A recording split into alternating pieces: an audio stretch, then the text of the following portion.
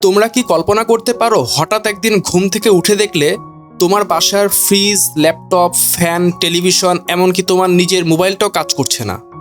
না, এটা কোনো ভিন গ্রহবাসীর আক্রমণ নয়। এটা সেই ভয়ঙ্কর বাস্তবতা যেখানে পৃথিবীর প্রতিটি কোণ থেকে বিদ্যুৎ একেবারে অদৃশ্য হয়ে যায়। আজকে আমরা আলোচনা করতে যাচ্ছি একেবারে অন্যরকম একটি সিনেমা নিয়ে, সারভাইভাল ফ্যামিলি। এটি একটি জাপানি থ্রিলার ড্রামা যা আমাদের শিখিয়ে দেয় বেঁচে থাকার জন্য প্রযুক্তি নয়, প্রয়োজন মানবিকতা, সাহস এবং একসাথে থাকার মানসিকতা। মুভির শুরুতেই আমরা পরিচিত হই টোকিও শহরের একটি পরিবারের সঙ্গে, সুজুকি পরিবার। এই পরিবারে রয়েছে বাবা, মা এবং 2 সন্তান। তারা একটি সম্পূর্ণ প্রযুক্তি নির্ভর জীবনযাপন করে। খাবার অর্ডার থেকে শুরু করে অফিস আর স্কুল সব কিছুই চলে ডিজিটাল ডিভাইসের উপর নির্ভর করে। যদিও তারা এক ছাদের নিচে থাকে, তবুও তাদের ভিতরে মানসিক দূরত্ব বেশ চোখে পড়ে। একই ঘরে থেকেও যেন প্রত্যেকে আলাদা দুনিয়ায় বাস করছে, কারণ প্রযুক্তির আসক্তি। সবাই নিজ নিজ রুমে নিজের গ্যাজেট নিয়ে ব্যস্ত। কেউ মোবাইল স্ক্রিনে, কেউ ভিডিও গেমে, কেউ আবার ল্যাপটপে ডুবে। মানুষের সঙ্গে মানুষের সম্পর্ক যেন যন্ত্রের পেছনে হারিয়ে গেছে। প্রতিদিনের মতোই ক্লান্ত পরিশ্রান্ত ইউকি সুজুকি অফিস শেষে বাড়ি ফেরে। বাড়িতে ফিরেই তার মেয়ে ইউকি সুজুকি আর ছেলে কেনজি সুজুকি নিজ নিজ ঘরে ঢুকে পড়ে। গ্যাজেট নিয়ে তারা এতটাই মগ্ন থাকে যেন বাইরের দুনিয়া তাদের জন্য অপ্রাসঙ্গিক। বাড়ির প্রতিটি কোণে প্রযুক্তির ছোঁয়া, কিন্তু সম্পর্কের উষ্ণতা যেন হারিয়ে যাচ্ছে। আর এই পরিবারের হাল সামলাতে সামলাতে সারাদিন ব্যস্ত থাকেন ইউসুকির স্ত্রী মিৎসুয়ে সুজুকি। তিনি রান্না থেকে শুরু করে ঘরের যাবতীয় কাজ একাই সামলান, কিন্তু সেই শ্রমেরও যেন কেউ তেমন মূল্য দেয় না। একদিন সকালে ইউসুকি ঘুম থেকে উঠে হঠাৎ বুঝতে পারে তার অফিসে যাবার সময় অনেক দেরি হয়ে গেছে।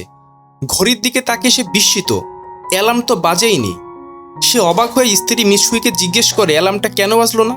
মিৎসুয়ে হালকা বিভ্রান্ত সুরে জবাব দেয়, জানি না, কোনো ঘড়িই তো কাজ করছে না।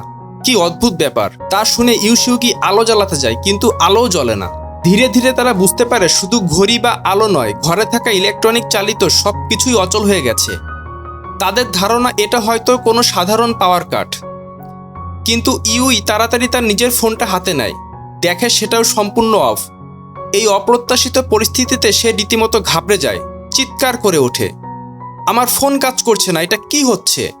এমন এক বিভ্রান্তিকর সকাল যা তাদের জীবনের মোড় ঘুরিয়ে দিতে চলেছে। এইদিকে ইউকি অফিসে যাবার প্রস্তুতি নেয়, আর ইউকি ও কেনজিও তৈরি হয় স্কুলের উদ্দেশ্যে। তারা সবাই রেডি হয়ে অ্যাপার্টমেন্ট বিল্ডিংয়ের লিফটের সামনে চলে আসে, কিন্তু সেখানে গিয়ে দেখে ইতিমধ্যেই লিফটের সামনে ভিড় জমে গেছে। চারপাশের মানুষজন উদ্বিগ্ন হয়ে দাঁড়িয়ে আছে, কারণ লিফটটিও কাজ করছে না। কেউ বলে উঠছে লিফট তো একদম বন্ধ, অন্য কেউ ফিসফিস করে বলছে সব জায়গায় নাকি বিদ্যুৎ চলে গেছে। পরিস্থিতির কোনো সমাধান না দেখে সবাই সিঁড়ির দিকেই হাঁটতে শুরু করে। ফুকুজা পরিবারও ভিড়ের সাথে ধীরে ধীরে নামতে থাকে। ইউসুকি যখন রেলওয়ে স্টেশনে পৌঁছায় তখন একটা অদ্ভুত দৃশ্য তার চোখে পড়ে। স্টেশন একদম ফাঁকা, ট্রেন চলছে না, ঘোষণা নেই, টিকিট কাউন্টার বন্ধ, কেউ জানেও না কখন চালু হবে। তিনি হতবাক হয়ে চারপাশে তাকান, তখন অনেকেই ট্রেন না পেয়ে ট্যাক্সি খুঁজতে শুরু করে। কিন্তু সমস্যা এখানেই, বিদ্যুৎ না থাকায় ইলেকট্রনিক গাড়িগুলো তো বন্ধ হয়েই গেছে, এমনকি ফুয়েল স্টেশনও কাজ করছে না, তাই পেট্রোল চালিত গাড়িও চলা বন্ধ। সব কিছু যেন হঠাৎ থেমে গেছে। এদিকে ইউসুকির ছেলে কেনজি স্কুলে যেতে নিজের সাইকেল নিয়ে বের হয়। রাস্তায় বেরিয়ে এসে দেখতে পায় পুরো শহরেই যেন জীবন থেমে গেছে, একটাও গাড়ি চলছে না, সবাই হেঁটেই চলাফেরা করছে। আর সেই মুহূর্তে ধনী লোকদের চোখে পড়ে কেনজির সাইকেলটা। তারা হিংসার দৃষ্টিতে তাকাচ্ছিল, কারণ এই পরিস্থিতিতে কেনজির সাইকেলটাই যেন সবার কাছে সব থেকে মূল্যবান বাহন। ইউকি কোনো রকমে হাঁটতে হাঁটতে অবশেষে তার অফিসে পৌঁছায়, কিন্তু সেখানে গিয়ে দেখে পরিস্থিতি আরও খারাপ। অফিসের অটোমেটেড ডোর কাজ করছে না, কারণ ইলেকট্রিসিটি পুরোপুরি বন্ধ। তাই অফিসের স্টাফরা বাধ্য হয়ে দরজা ভেঙে ফেলে। ভেতরে ঢুকেই তারা বুঝতে পারে এই সমস্যা কেবল বাইরের নয়, পুরো বিল্ডিং জুড়ে ছড়িয়ে পড়েছে। একটাও লাইট জ্বলছে না, কম্পিউটার অন হচ্ছে না, এমনকি কফি মেশিনটাও কাজ করছে না। পুরো অফিস যেন এক মুহূর্তেই প্রযুক্তিহীন নিষ্প্রাণ এক ভবনে পরিণত হয়েছে। অন্যদিকে ইউসুকির স্ত্রী মিৎসুয়ে ঘরে বসে না থেকে বেরিয়ে আসে প্রতিবেশীদের সাথে কথা বলতে। তারা জানায় পরিস্থিতি আরও খারাপ হওয়ার আগেই ক্যান্ডেল কিনে রাখছে সবাই, কারণ রাতে পুরো শহর অন্ধকারে ডুবে যাবে। কিন্তু মিৎসুয়ে এখনও আশা ধরে রেখেছে, তার মনে হয় রাতের মধ্যে নিশ্চয়ই বিদ্যুৎ ফিরে আসবে। ক্যান্ডেল দিয়ে কি হবে? তবুও আশেপাশের সবাই যখন প্রস্তুতি নিচ্ছে, তিনিও সিদ্ধান্ত নেন সুপার শপে যাওয়ার। সেখানে গিয়ে তিনি রীতিমতো অবাক হয়ে যান। মানুষ হুড়োহুড়ি করে খাবার, পানি ও নিত্য প্রয়োজনীয় জিনিসপত্র কিনে নিচ্ছে। মনে হচ্ছে যেন কেউ জানিয়ে দিয়েছে এটা স্রেফ একটা সাময়িক বিদ্যুৎ বিপর্যয় নয়, বরং আরও বড় কিছু। মিৎসুয়ে তাই অল্প কিছু জিনিস, কিছু শুকনো খাবার আর পানির বোতল কিনে নেয়। কিন্তু সমস্যা বাধে তখনই যখন সে বিল পে করতে যায়। ঘোষণা আসে বিদ্যুৎ না থাকায় কার্ড মেশিন কাজ করছে না, কেবল ক্যাশেই পেমেন্ট করা যাবে। এতে পুরো সুপার শপে হাহাকার পড়ে যায়। কারো কাছেই ঠিকমতো ক্যাশ নেই, সবাই অভ্যস্ত হয়ে পড়েছে ডিজিটাল পেমেন্টে। এ যেন আধুনিক প্রযুক্তি নির্ভর সমাজ হঠাৎ এক প্রাচীন পৃথিবীতে ফিরে গেছে। এইদিকে ইউসিউকির অফিসে একটা অদ্ভুত পরিবেশ সৃষ্টি হয়েছে। সবাই একে অপরের দিকে তাকিয়ে আছে, চোখে মুখে শুধু একটাই প্রশ্ন, এটাকে শুধু সাধারণ লোডশেডিং নাকি এর পেছনে রয়েছে কোনো ভয়ঙ্কর কারণ। একজন স্টাফ বলে ওঠে, টেলিফোন, মোবাইল, ইন্টারনেট সবকিছু একসাথে কাজ না করা মানে নিশ্চয়ই বড় কিছু হয়েছে। অফিসের বস তখন গম্ভীর গলায় ঘোষণা দেন, আজ তোমাদের ছুটি, সবাই বাসায় ফিরে যাও, বিদ্যুৎ না থাকলে অফিসে বসে থাকার কোনো মানে নেই। তারপর সবাই বসের কথা মতো ধীরে ধীরে অফিস ছাড়তে শুরু করে। কারণ একটাই, এই পরিস্থিতিতে ঘরের বাইরে থাকা মানেই অনিশ্চয়তার দিকে পা বাড়ানো। এরপর ধীরে ধীরে শহরের পরিবেশ হয়ে ওঠে আরও অস্থির, আতঙ্কে ভরা। বিদ্যুৎ না থাকায় সব ধরনের যানবাহন অচল, গাড়ি, বাস, ট্রেন সব থেমে গেছে। এই অবস্থায় সাইকেলই হয়ে ওঠে একমাত্র ভরসা। আর সেই সুযোগে সাইকেলের দাম বেড়ে যায় কয়েক গুণ। ইউসিউকি একটি সাইকেলের দোকানে গিয়ে দাম জিজ্ঞেস করে। দোকানদার যখন দাম বলে তার চোখ কপালে উঠে যায়। এই দামে তো আগে একটি মোটরসাইকেল কিনে ফেলা যেত। তবুও উপায় না দেখে হঠাৎ করে কয়েক গুণ দাম দিয়েই সে সাইকেল কিনে নেয় এবং বাসায় ফিরে আসে। সন্ধ্যা নামার পর সুজুকি পরিবার মোমবাতির আলোয় সাদামাটা খাবার খায়। তাদের চারপাশে এক অজানা শূন্যতা। নেই কোনো টিভি, নেই মোবাইল, নেই গেজেটের আলো। এই প্রথম তারা বুঝতে পারে প্রযুক্তির বাইরে জীবন কতটা নিঃসঙ্গ হয়ে উঠতে পারে। কারোরই ঘুম আসছিল না, তাই মাঝরাতে তারা সবাই একসাথে গিয়ে দাঁড়ায় বারান্দায়। আকাশ ভরা তারা দেখে সবাই, আর সেই দৃশ্য যেন তাদের মনকে শান্ত করে দেয়। ইউসিউকি মনে মনে ভাবে, কত বছর পর আমরা একসাথে দাঁড়িয়ে আকাশ দেখছি। হয়তো কাল সকালেই সব আগের মতো ঠিক হয়ে যাবে। এইদিকে 3 দিন কেটে যায়, কিন্তু পরিস্থিতির বিন্দুমাত্র পরিবর্তন হয় না। নেই বিদ্যুৎ, নেই ফোন নেটওয়ার্ক, আর নেই কোনো সংবাদ মাধ্যম থেকে পাওয়া খবর। এই সময় ইউসিউকি তার অফিসে যায়। আশা ছিল হয়তো অফিস চালু হবে, কিন্তু সেখানে গিয়ে সে শোনে আরও এক ধাক্কা। তার বস জানায় অফিস অনির্দিষ্টকালের জন্য বন্ধ। যেদিন বিদ্যুৎ আসবে সেদিন অফিস আবার খোলা হবে। এই কথা শুনে ইউসিউকি উদ্বিগ্ন হয়ে পড়ে। সে প্রশ্ন করে, তাহলে এই সময় আমরা কিভাবে সংসার চালাবো, কিভাবে জীবিকা চলবে আমাদের? বস একটা হাসি দিয়ে শুধু এতটুকু বলে, এই সময়টা পরিবারের সঙ্গে কাটাও, টাকা পয়সার চিন্তা না করে বাঁচার চেষ্টা করো।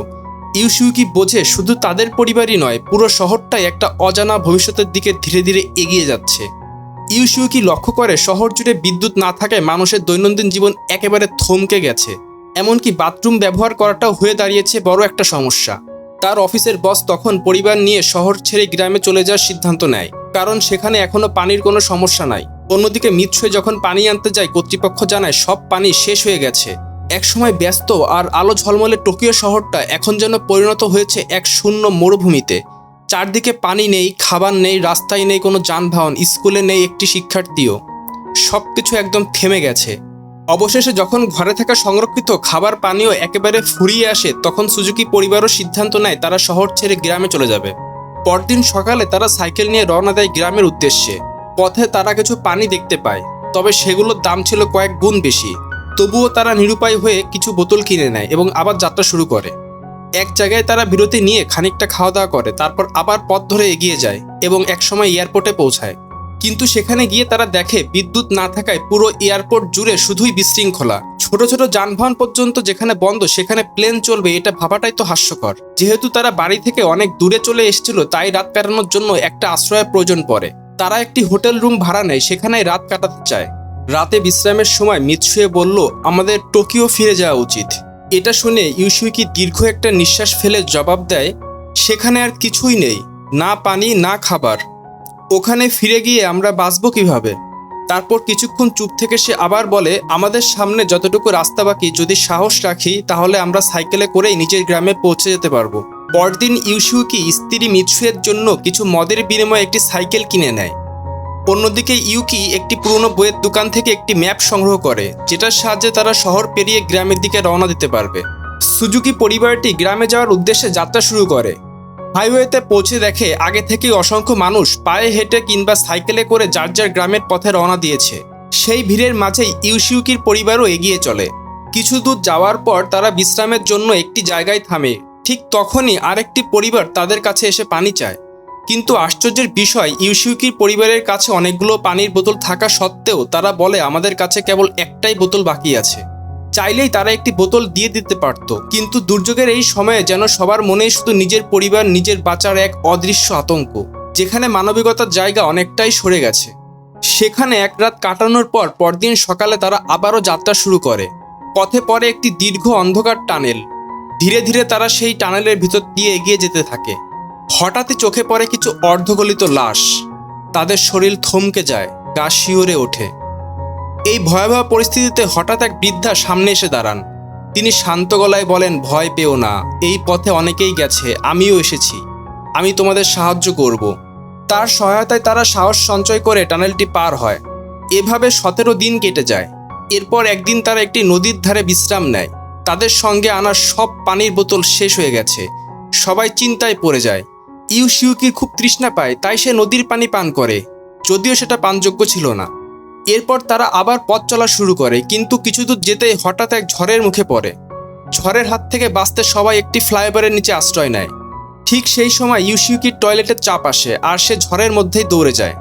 ঝড় থেমে গেলে দেখা যায় তাদের সব খাবার, কাপড়, এমনকি সাইকেলটাও নষ্ট হয়ে গেছে। এসব দেখে ইউশিউকি ভেঙে পড়ে। তারপর ইউকি ও কেনজি একটি স্টোরে খাবারের খোঁজে যায়, কিন্তু মানুষের খাবার না পেয়ে বিড়ালের খাবার নিয়েই ফিরে আসে। ইউকি যখন সেটা খায় তখন সে বমি করে ফেলে, তবুও কোনো উপায় ছিল না, বাঁচার জন্য ওইটাই খেতে হবে। এরই মধ্যে কেনজি তার ফোনের ব্যাককভার দিয়ে সাইকেলটি ঠিক করে নেয়। এরপর তারা আবার যাত্রা শুরু করে। দেখতে দেখতে 22 দিন কেটে যায়। এই দীর্ঘ যাত্রাপথে তারা একসময় একটি অন্য পরিবারের দেখা পায়, যারা নিজের গ্রামের পথে রওনা হয়েছিল। পরিবারটির প্রকৃতি সম্পর্কে ভালো ধারণা ছিল। তাদের একজন জানায় আশেপাশে কিছু গাছ আছে যেগুলো সিদ্ধ করে খাওয়া যায় এবং এতে পুষ্টিগুণও আছে। এই পরামর্শে উপকৃত হয়ে ইউশিউকির পরিবার কিছুটা পথ ওই পরিবারের সঙ্গে একসাথে চলতে থাকে। তবে পরে গন্তব্য আলাদা হওয়ায় একসময় তাদের পথ পৃথক হয়ে যায়। 43তম দিনে তারা একটি বাজারের কাছে এসে পৌঁছায়। সেখানে গিয়ে দেখে অনেক মানুষের ভিড়। এইখানে সবাই মিলে সামুদ্রিক মাছ রান্না করে খাচ্ছে। ইউকি গিয়ে খাবার চাইলে দোকানি জানায় সব খাবার শেষ হয়ে গেছে। ইউশিউকি শেষ চেষ্টা হিসেবে দোকানির পায়ে ধরে অনুরোধ করে, কিন্তু সে কিছুই না বলে চলে যায়। এই মুহূর্তে ইউশিউকি উপলব্ধি করে ওই দিন যখন এক পরিবার তাদের কাছে পানি চেয়েছিল তখন তাদের সহায়তা করা উচিত ছিল। খাবার না পেয়ে তারা ক্ষুধার্ত অবস্থায় সামনে চলতে থাকে। এভাবে দীর্ঘ 67 দিন পার করে তারা একটি নদীর তীরে এসে পৌঁছায়।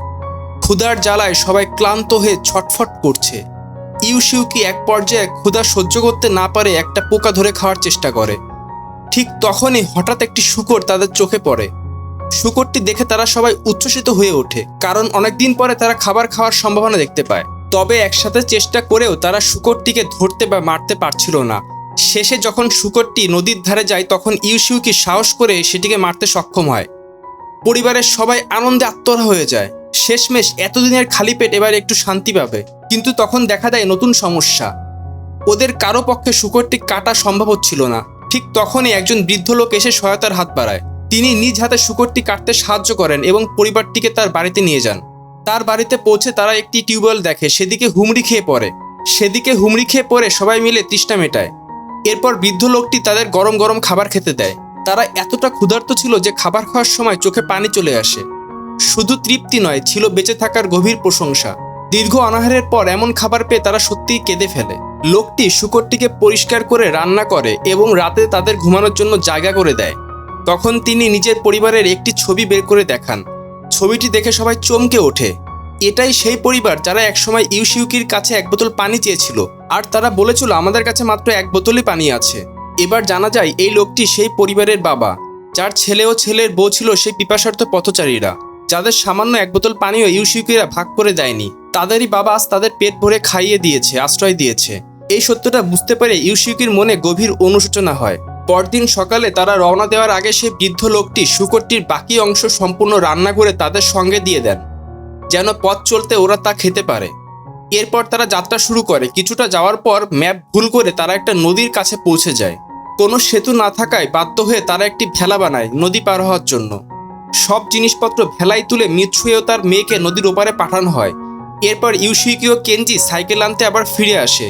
তারা যখন সাইকেল পার করছিল তখন হঠাৎ ভারী বৃষ্টি শুরু হয়। নদীর স্রোত দ্রুত বেড়ে যায়। কেনজি কোনোভাবে নদী পার হতে পারলেও ইউশিউকি ভেলা ও সাইকেল সহ স্রোতে তলিয়ে যায়। এদিকে বৃষ্টি থেমে গেলে কেনজি নদীর ধার ধরে তার বাবাকে খুঁজতে থাকে, কিন্তু তাকে কোথাও খুঁজে পাওয়া যাচ্ছে না। শেষ পর্যন্ত সে খুঁজে পায় তার বাবার নকল চুলের একটা অংশ। এইদিকে দেখতে দেখতে 94টা দিন কেটে যায়। তারা হাঁটতে হাঁটতে একটা সময় রেল লাইনের উপর দিয়ে চলতে থাকে। হঠাৎ করে কেনজির মা মিৎসুয়ে থেমে যান। স্বামীর হারিয়ে যাওয়া মেনে নিতে পারছিলেন না তিনি। সেই মুহূর্তে সবার মন ভারাক্রান্ত হয়ে পড়ে, কিন্তু থেমে থাকার উপায় ছিল না। তারা আবার যাত্রা শুরু করে। এমন সময় হঠাৎ কিছু কুকুর তাদের উপর হামলা করে। মাংসের গন্ধ পেয়ে তারা আক্রমণ করেছিল। সবাই যখন প্রাণ বাঁচাতে ছুটে পালাচ্ছিল তখন মিৎসুয়ে পেছনে পড়ে যান এবং তার পা ভেঙে যায়। তার এই অবস্থায় কেনজি ও ইউকিও আতঙ্কিত হয়ে পড়ে। ঠিক তখনই এক কয়লা চালিত ট্রেন সেখানে এসে থামে। তারা সেটিতে উঠে পড়ে। ট্রেনের মধ্যে মিৎসুয়ের প্রাথমিক চিকিৎসা দেওয়া হয়। ওই মুহূর্তে ট্রেন তাদের জন্য আশীর্বাদ হয়ে আসে।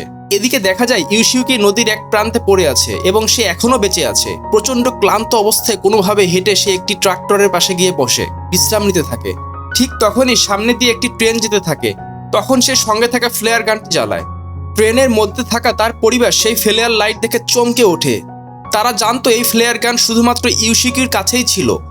তখনই সবাই বুঝতে পারে ইউশিকি এখনো বেঁচে আছে। ট্রেন থামিয়ে সবাই দৌড়ে তার কাছে চলে আসে। অনেক দিন পর তারা আবার সবাই একত্রিত হয়। সেই মুহূর্তটি ছিল সিনেমার সবচেয়ে আবেগঘন ও আনন্দদায়ক দৃশ্যগুলোর একটি। এরপর তারা আবার ট্রেনে যাত্রা শুরু করে। কিছু সময় পর মিৎসুয়ে ইউশিউকিকে তার সেই নকল চুলটি ফেরত দেয়, কিন্তু ইউশিউকি সেটি হাতে নিয়ে একবার দেখে, তারপর চুলটিকে বাতাসে উড়িয়ে দেয়। এত সব কষ্ট আর দীর্ঘ পথ পেরিয়ে অবশেষে তারা তাদের গন্তব্যে অর্থাৎ গ্রামের কাছে পৌঁছায়। গ্রামটি ছিল সমুদ্রের পাশে, শান্ত ও নির্জন। সেখানে এসে ইউশিউকি দূর থেকে তার বাবাকে দেখতে পায়। তিনি সমুদ্রের ধারে বসে মাছ ধরছিলেন, ঠিক যেন সেই আগের মতোই। এরপর দৃশ্য বদলায়। স্ক্রিনে ভেসে ওঠে 2 বছর 126 দিন পর। দেখানো হয় সুজুকি পরিবার এখন গ্রামের জীবনে পুরোপুরি অভ্যস্ত হয়ে গেছে। তারা একসাথে সুখে দিন কাটাচ্ছে। আগের মতো যান্ত্রিক শহরের ব্যস্ততা নেই, নেই কোনো ট্রাফিক, নেই দৌড়ঝাঁপ। এখানে তারা পাচ্ছে বিশুদ্ধ বাতাস, তাজা আর প্রাকৃতিক খাবার। আর সবচেয়ে বড় কথা, বিনোদনের জন্য আছে নিজেদের পরিবার। একসাথে কাটানো প্রতিটি মুহূর্তই এখন আনন্দের। এরপর একদিন সকালে ইউশিউকির ঘুম ভেঙে যায় একটি অচেনা শব্দে। একটা অ্যালার্ম বাজছে। অনেকদিন পর এমন শব্দে ঘুম ভাঙায় সে কিছুটা বিভ্রান্ত হয়। খুঁজতে খুঁজতে সে দেখতে পায় একটি ঘড়ি নিজে থেকেই চালু হয়ে গিয়েছে। সবাই বাইরে এসে দেখে গ্রামে আবার বিদ্যুৎ এসেছে। ঘরে আলো জ্বলছে আর মোবাইল ফোনে ধীরে ধীরে নেটওয়ার্ক আসতে শুরু করেছে। এই দৃশ্য দেখে আশ্চর্যের বদলে সবাই বিষণ্ণ হয়ে পড়ে, কারণ তারা বুঝতে পারে যান্ত্রিক জীবনের সেই দৌড়ঝাঁপ, ক্লান্তি এবং বিচ্ছিন্নতা আবার ফিরে আসতে চলেছে।